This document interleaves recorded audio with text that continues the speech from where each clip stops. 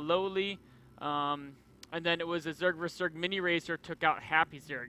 So the fifth and deciding match now between Strelok and Zanster. Strelok, of course, in the upper right-hand location. The Red Terran representing Navi. Strelok. His opponent, the Blue Zerg, representing Fnatic. Zanster.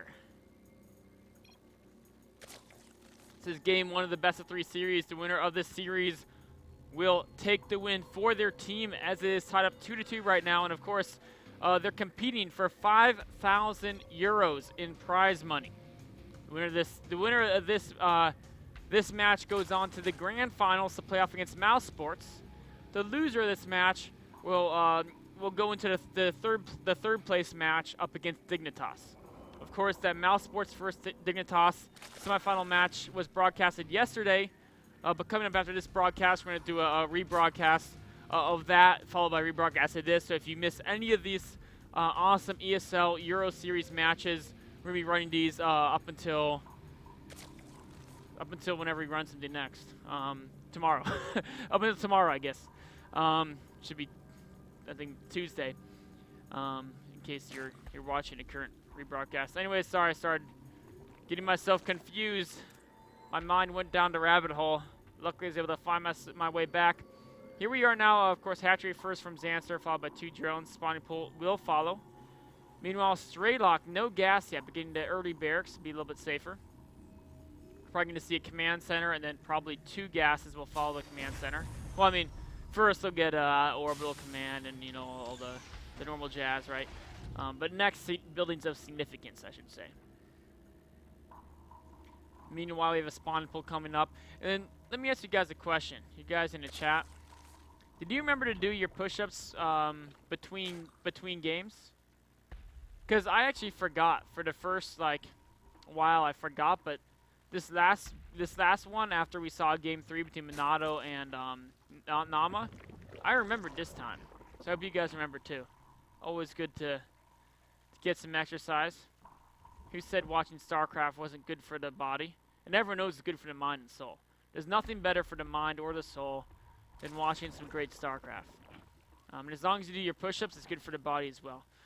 Part of a complete healthy lifestyle is StarCraft 2. Here we are seeing the gas coming up from Zanster, the friendly Zerg, and in 2 queens and some Zerglings. Meanwhile, we have Strelok getting that command center. There's the double gas I talked about. It's a typical follow-up to a gasless expansion. This build is not particularly common, though. You almost never see Koreans do a build like this. It's kind of like a precautionary build in case you're paranoid about early pulls, because if you just want to focus on the economy before you get your gas tech up, you're generally better off going command center first, right?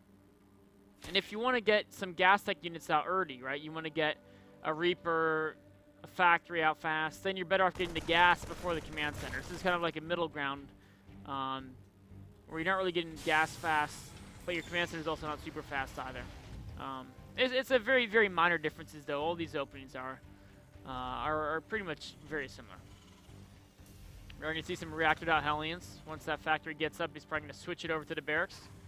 You know, on the Zerg side of view, there's still 3 drones on gas even after speed is started. So I'll have to see what direction Zanster wants to go from here. He's getting the 3rd queen. So, of course, as a Zerg player, it's very difficult to get the speed this fast, get this relatively fast Zerging speed, and do the 4 queen opening. But you can still get a 3rd queen. And it's important to get more than 2, at least in ZVT. Because ZVT, probably more than any other matchup, creep spread is so super important. So you want to get started on creep spread as soon as possible. We see a quick lair coming up from him, so you may see very fast mutas. I guess it could still be some weird Nidus type play, but I would definitely think we're going to be looking at mutas. If it was Nidus play, we would have gone lair before the Zerging speed, most likely. So we do see those Hellions being cranked out now. What is Strelok's next move? I think it'll be command center. Strelok is a very big fan of macro.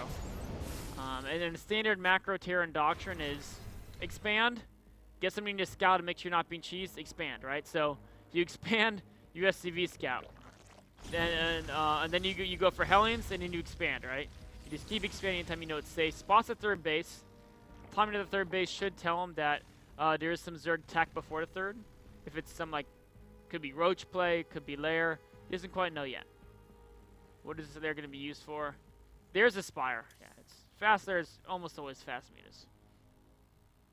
There's the mutas on the way. Hellion's heading off spot A. Oh, we are going to see some mech play from Strelok. Look at that. Second factory being built, along with that command center. Oh, you know what? Cross map on Frost. No one's taking damage yet. No one's doing anything to really potentially do massive damage early. I don't see these Hellions. I mean, these Hellions are more for scouting and slowing creep spread than... Look at that. He spread a creep this way. Isn't he so smart? Oh, Hellions found you. Cancel. Cancel. Cancel the creep spread. No, the poor tumors. But we're going to see a macro mech TVZ. Like, just, I mean, cross map on Frost. This is going to be probably a little bit longer, unless the mutas catch Strelok totally off guard, which I hope they don't. Don't get, oh no! A great surround there. Two Hellions try to get away. Strelok has got to be thinking mutas. He's got to be thinking mutas. He hasn't scanned anywhere yet. But it's got to be on his radar. He needs to start at eBay right now, though. Okay, he's starting to Thor immediately. But one Thor is going to have a hard time keeping up with mutas. If you're a Zerg player, I'm going to give you all you Zerg players a tip. If you're a Zerg player, you're flying in with, let's say, 7 mutas. Your opponent has a Thor. What you can do is, even if you can, they can just repair the Thor might never die, right? Or even if you like 4 mutas. But if you magic box the mutas so the Thor doesn't do AoE damage to them, right? Its actually damage output is pretty low to single targets. So if you magic box them over like a worker line, and you make sure you're focusing SCVs and not the Thor, you can do insane damage. So one Thor cannot really defend muta harass if it's done by a very high level Zerg who knows how to micro against it. Meanwhile, I mean, he's seen the blue flame, so he knows it's I mean, at this point, that's pretty much dead giveaway that it's mech, although I think he actually ran through the base. Yeah, he ran through the base with Overseer anyway. There's a second Thor being built. Thor's being put into medevac, of course, that way it's more mobile. He can get where he wants to. Oh, the Viking's going to help out quite a bit, actually. Oh, and the Thor gets a big shot off. I think the Thor hit 4 mutas, and that's a big, big shot. Any damage you put into mutas can really help you out against the harass. And now the missile turrets are up. So Strelok kind of was able to withstand. Oh, the Viking getting taken out. Withstand that time when you're a little bit vulnerable to the mutas. Second Thor is out now, building 2 more Thors, really focusing on getting a nice group of Thors out. You want to get enough Thors so you can start one-shotting the mutas. And it's usually 3 Thors can one-shot a muta. Now, if someone has insanely out-upgrading the other, it's different, but by default, you're going to be looking at 3 Thors to one-shot a muta. Assuming there's upgrade equality. Mutas are sneaking around here.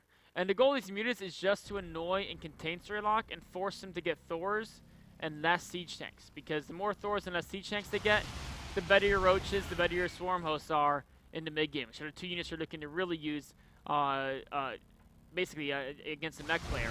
Roaches in the earlier stages of mid-game, and then the later stages you get to late game, you're going to replace them with Swarm hosts if the game keeps going on. Some Hellbats being caught off guard. These mutas are actually providing nice value. Yes, they haven't done critical damage, but what have they done? Well, they've allowed him to just spread his creep uncontested. They've allowed him to take his 4th base very nicely, and just have a feeling of safety and not even have to worry about harass here. Picking off some mules, taking a lot of damage on his mutas though. I think he even lost a couple as well. Thors are being moved around using the medevac. Nice little moves by Strelok to stay mobile. You know, Roaches are thinking about going for the 3rd base, but there's tanks on the high ground. Oh, a big tank shot. And 1 mute almost goes down. Roaches have got to be careful to stay away from the tanks, but they want to bother the 3rd base. But more tanks getting closer. Thor might have to come here. Oh, some nice damage on SCVs here. This is a great move here by Zanster. Getting a good number of worker kills, and Roaches are very easy to replace. And this isn't like a full Roach commitment. Look at this behind us. Going for Hive, so you can definitely add in Vipers fairly soon. But just trying to disrupt Strelok's progression, because when you're using a lot of... Oh, here comes in Roaches from multiple angles here. A pretty insane attack coming in here. Roaches coming in, The Thors are doing good damage, but many of the tanks are taken out. Zanster trying to find ways to trade off his units. He does get pushed back, but taking out a number of tanks. It's hard to tell how worth it that was. If you look at units lost, he did lose more there. And he's lost more throughout the game. Maybe it wasn't all there, but I think his goal now is he wants to keep the mech army small. If the tank count stays low, he survives, and the longer he survives, now he's on 8 gas, or these should have been low earlier. He's working on 8 gas. He's even thinking about going to 10 at some point, and he's at Hive. So he can even go straight for Broodlords right now. Broodlords are great against mech. He's got a lot of options. We can see Strelok unleashes the scan, sees the main base, sees the Greater Spire. Now, what is Strelok thinking? What is Strelok thinking? He's saying, uh-oh, better keep this command center alive. But beyond that, beyond keeping the command center alive, he's thinking, okay, it could be Broodlords or it could be Vipers. Those are two things the Hive could mean. I should get more anti-air. So adding additional starports. Meanwhile, multi-pronged attack by Roaches, trying to find a good use for him in the mid-game. Look at this, making a break on a siege tank. Thor, great use of the medevac to provide mobility, but more tanks are going down. Some nice moves by the Roaches. Trading off a few Roaches for a few tanks and grab some SCVs on the way out. Zanster playing a phenomenal game, coming out, taking out a Thor, in fact. But this one, oh, a Seeker missile. This could be big. Ooh, that Roach was targeting and died, so he didn't get the biggest hit. But that trade was definitely more in favor of Strelok. Now he's got a planetary fortress up here. Mutas should not be able to deal with this. Yeah. And notice how Strelok's playing this mech very defensively. He's not going for that massive pre-Hive timing. He's saying, whatever, you can have Hive. This is a giant map. Crossing a map is too difficult with a slow mech army. Instead, what he does is he realizes that you can't stay on pure ground mech against Zerg. You stay on pure ground mech, Vipers can pick you apart. Swarm hosts can be dangerous. Broodlords can end the game, right? So he went up to 3 starports, and he can add in Vikings, Ravens, Banshees, whichever is the most appropriate. Roaches wanted to get the PF, but now Roaches are stuck fighting the Hellbats, and that's exactly what Strelok wants. He'd rather have the Hellbats take the damage than the tanks or Thors. Another Seeker missile going down. Oh, a great hit there, putting a ton of damage. And there's no burrow from Zanster, so those Roaches are going to be hurting for quite a lot. Oh, he was thinking the same thing I did. Like, wouldn't it be great to heal these Roaches? Oh, let's get burrow. It's one of those things, though, that's by the time he gets that, these Roaches will probably all be dead. In fact, these tank shots with the hurt Roaches. Oh, nice use of Vipers there, but uh-oh. Vikings in hot pursuit. You do not want to lose those Vipers. Very expensive units. Mutas are going to try to come in, but with Thors there, the Mutas are going to be... Oh, look at that. Mutas did not last very long. Strelok really making a nice combination of units here. I really love the way Strelok's playing this. Adding in more Banshees. That's pretty interesting. I haven't seen that much substantial Banshee play against. You know, normally people go to BC sometimes. They add in Ravens, Vikings, of course, but Banshees is pretty interesting. Zanster going Roach, Hydra, Viper. The Viper abducts are going to be key. But of course, if the Vikings can take out the Vipers every engagement, that's going to keep adding up. Viper's very expensive to replace. Roach is trying to make an engagement here, but I think there's too many tanks. Wait, no. The Hellbats are going down. They've broken the front line, but yeah, not able to do too much beyond the front line. The Banshee damage output along with the siege tanks is too much there. And any battle where Strelok just loses Hellbats, he's happy. Hellbats are a dime a dozen. You drop 3 mules, you've got 50 Hellbats, right? It's the tanks. Oh, tanks are in siege, but I think there's too many.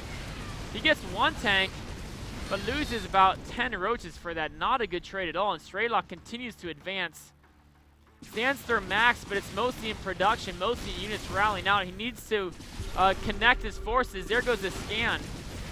And that scan is not to see creep tumors, the Ravens see that. These scans are to see where the army is and where it's coming from. Doesn't need to siege up. Is Zanster ready to attack him? Here comes the siege up. Zanster, he's got the 4 Vipers. They're going to be key. They need to make big moves on the Vipers to make this work.